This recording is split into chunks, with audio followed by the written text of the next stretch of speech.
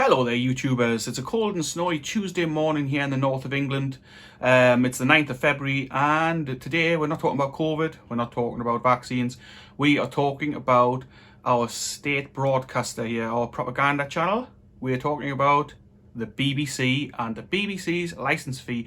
Let's have a little look at the licence fee, and let's have a look at what they're doing with that licence fee.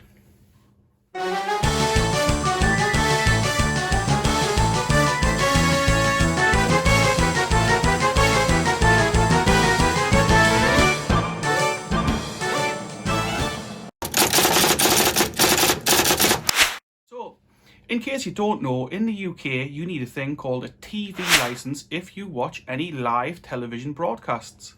Now, some people believe you need a TV licence to own a TV. That's not right. You only need a TV licence if you watch live TV broadcasts. So if you don't watch a live TV broadcast of any kind, you don't need a TV licence. For example, I don't have a TV licence. I don't watch the BBC at all. I don't watch any live television. All we watch is on-demand stuff. We never ever watch live TV because who needs it, right? When you've got Netflix, you've got Now TV, Amazon Prime Video, Disney Plus, all that stuff where you can watch whatever you want on demand. I don't have to be beholden to the schedule of the BBC. I don't have to watch the crap that they put on there. The point I'm making today is that the TV license, let me just get this up on the computer here so I can get the figures exact. The TV license at the moment will cost you £157.50 a year. Now, that doesn't sound like a lot of money, but really, if it's it's not a service that I want, so I don't have it. Why would I have it? Is it a service you want? If it is, then fair enough, pay the fee. If not, you should be cancelling your TV license like hundreds of thousands of other people. But anyway, so the fee is £157.50, and their fee is going up to £159 a year on April Fool's Day.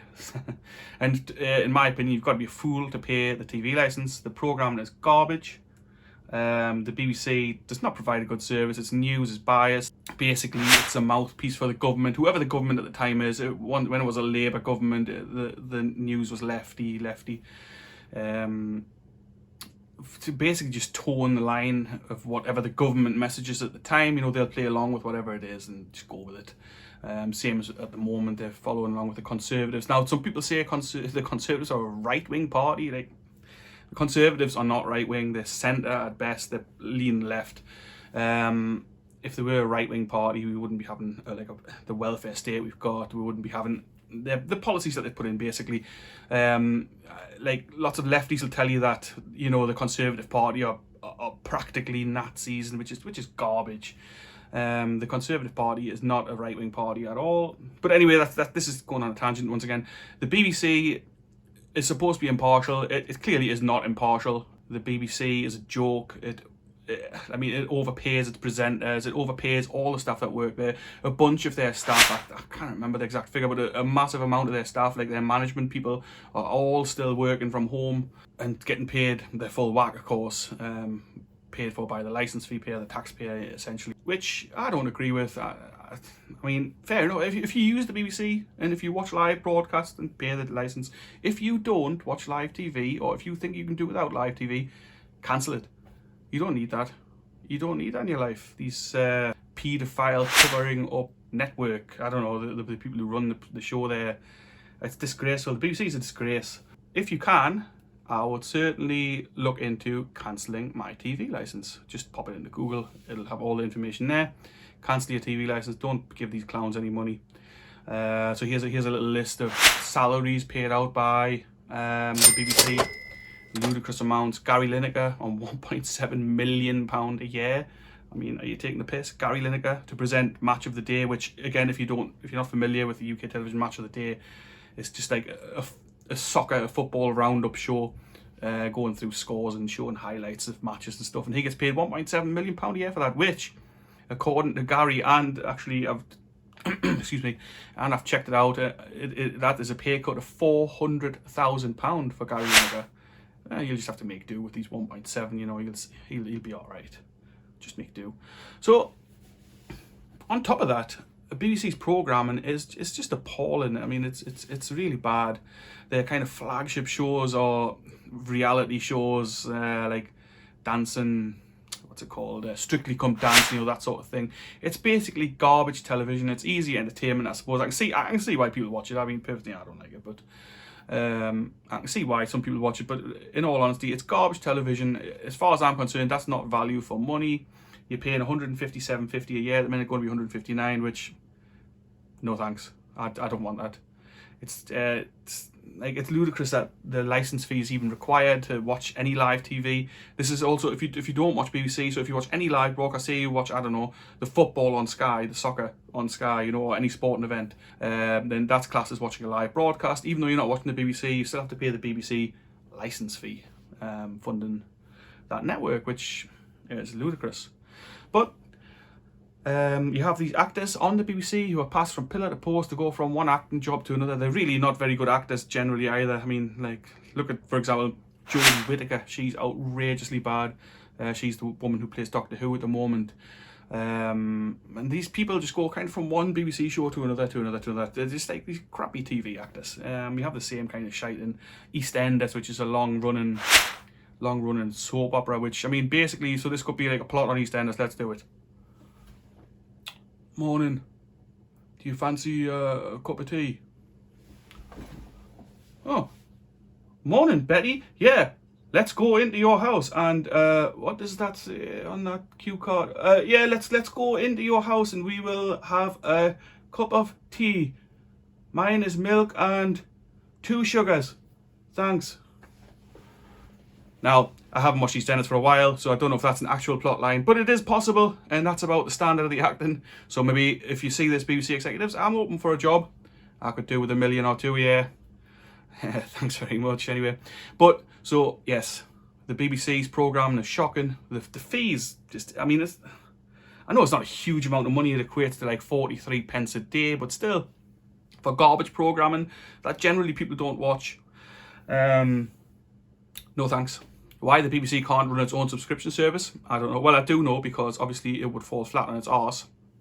Because nobody would subscribe to that crap except for maybe a couple of old grannies. But actually, speaking of old grannies are leaving in droves. They are not paying their fee. 750,000 OAPs have decided not to pay their license fee. And good on them. Defund the BBC, I say, get rid of this service. The BBC is obviously welcome to carry on, but why can't they run like other networks, either run with ads, run with the subscription service, run whichever way you want to do.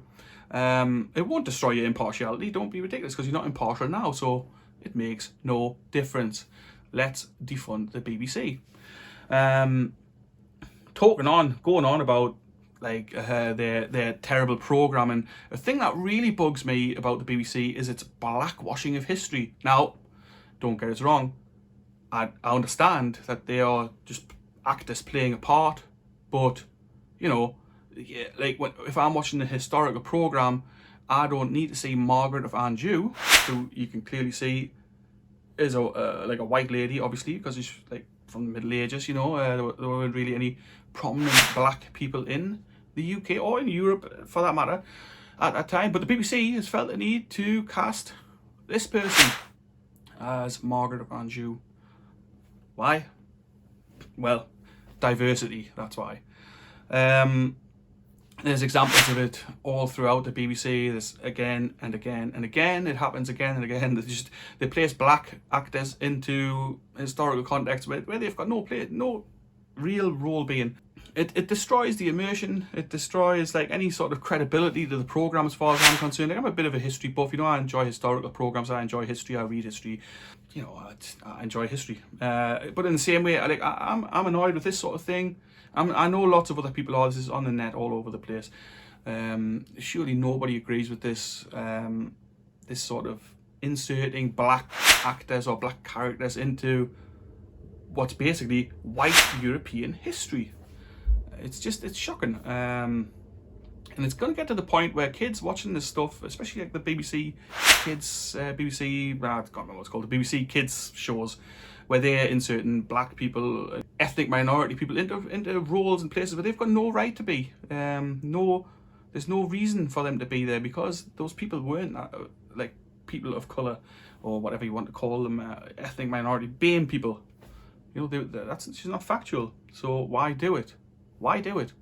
But it's going to get to the point where kids don't even understand what a white European was, or what our history was even, or who the people were who populated our country and not just our country, the whole of Europe. But saying that, I'd be just as annoyed if the BBC made a programme about, I don't know, let's say Malcolm X. Say they made a show about Malcolm X and they cast a white actor to play Malcolm X. Like, that would be ludicrous, wouldn't it? It would certainly seem ludicrous to me, and I'm sure it would seem ludicrous to everybody else, and there'd be absolute outrage from the black community, and rightly so. Yet we're not allowed to have any outrage from the white community about black actors playing white characters. I mean, characters, white people from the past.